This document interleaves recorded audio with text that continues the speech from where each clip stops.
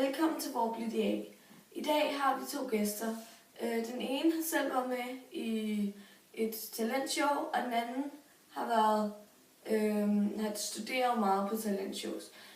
Og her kommer først eksperten i talentshows.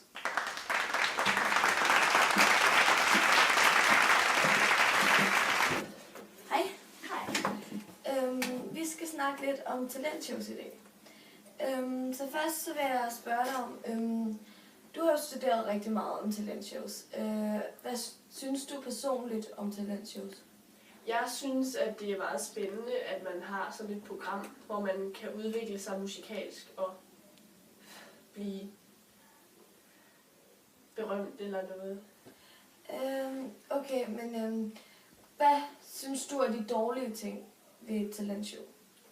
Ja, de dårlige ting er, at her i Danmark, når man så vinder, så kommer man ikke rigtig videre, fordi at man bare ikke har det i sig.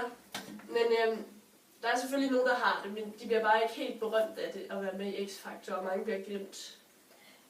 I forhold til Danmark og udlandet, hvad er forskellen der, synes du? Altså i udlandet, når man holder X-Factor og sådan, så har jeg oplevet, at der kommer man mere videre og bliver mere berømt. For eksempel One Direction, de er jo kommet videre og er totalt berømte. Så, og for eksempel Alien B-Club, de er ikke blevet særlig berømte her i Danmark. Nej, det kan jeg godt se. Men er du sådan meget med, altså synes du meget om talentshows, eller er det sådan mere negativt? Altså jeg synes personligt, det er sjovt at se, når de kommer videre og sådan. Og det er også lidt spændende at se, når sådan nogen der ryger ud.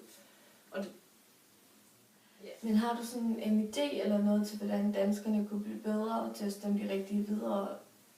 Altså man kunne jo begynde med at øve sig mere derhjemme, dem der skulle deltage altså.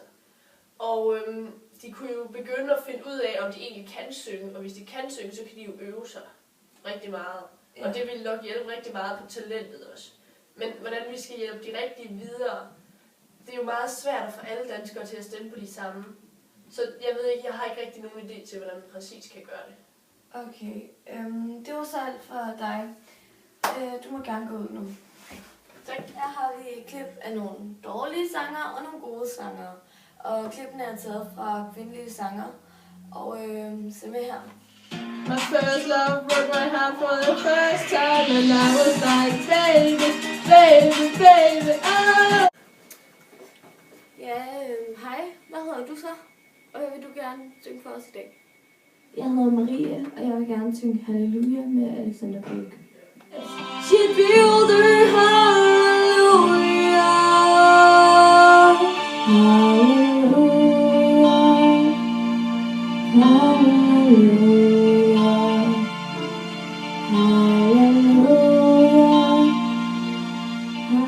Okay, stop. Josefine. Ja, jeg synes, du skal arbejde lidt med at få tonerne helt rigtige, men ellers var det rigtig godt, at du får et ja fra mig. Du får også et ja fra mig.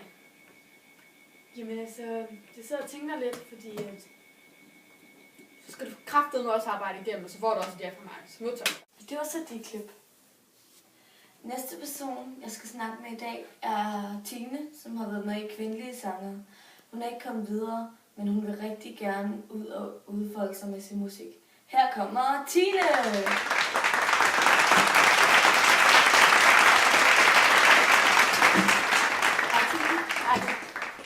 Så nu hvor du er rigtig kendt og har været med i kvindelige sanger, får du stadig nogle jobs rundt omkring i verden? Jamen, altså, ja, det gør jeg lidt, men det er sgu ikke så meget, det må jeg ærligt indrømme. Altså, jeg havde faktisk regnet med lidt mere, da jeg vandt, men jeg synes, det er gået meget stille og roligt. Og altså, jeg føler mig næsten ikke sådan berømt, altså, som jeg havde troet. Men er du glad for, at du er, som du er i dag, eller vil du gerne være mere berømt? Jeg må indrømme, jeg ville ønske, at jeg havde været lidt mere sådan berømt, Altså, jeg ved ikke, jeg havde måske fået nogle meget store forventninger til, hvordan det ville have været. Altså, sådan, jeg ved ikke, jeg havde tænkt meget Beyoncé-agtigt med, at folk ville komme og spørge autografer midt på gaden. Men tror du, det er realistisk i Danmark? Nej, altså, nu hvor man tænker over det, så er der egentlig ikke så mange mega berømte musikere i Danmark. Så altså, det var også bare Danmark kvindelige sanger, og jeg ved godt, altså, jeg havde måske fået mine forventninger alt for højt op, fordi, altså, så berømt er lille Danmark heller ikke, så. Men bliver du så stadig spurgt om autografer i dag?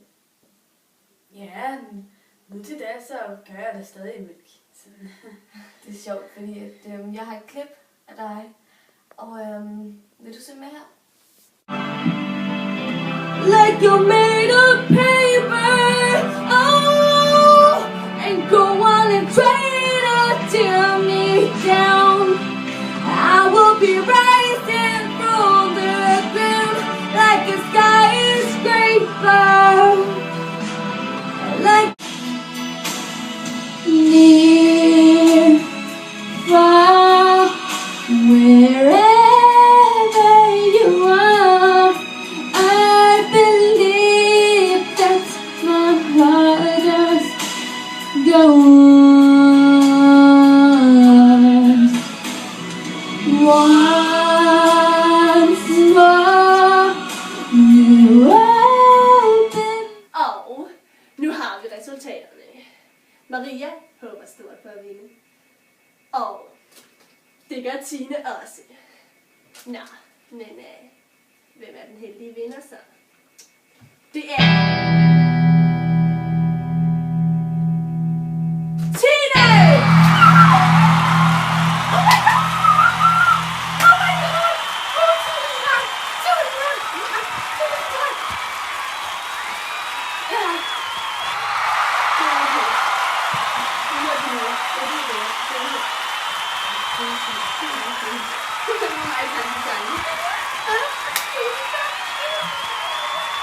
Tusind tak, Danmark! Alle sammen, jeg vandt Danmarks kvindelige sanger. Jeg vandt i det. For et år siden. Jeg skrev autografer. Jeg har selv min blyant med. Så er der kaffe klar. Jeg var med i Danmarks næste kvindelige sanger. Stakken, så du ikke gik videre.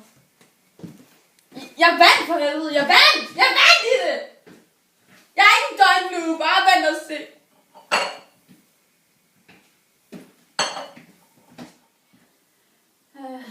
Ja. Ja, okay, jeg er ikke så berømt mere. Og nej, der er ikke folk, der spørger om autografer mere. Og det vil jeg gerne have, der var. Ja.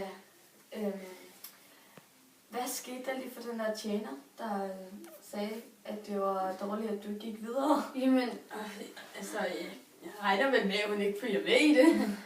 Eller så følger med i det, så måske har jeg bare forandret mig udseendsmæssigt. Ved du hvad? Du er officielt blevet glemt. Tak for i dag. Nej! Nej! Ja, det var så alt, vi kunne nå i dag.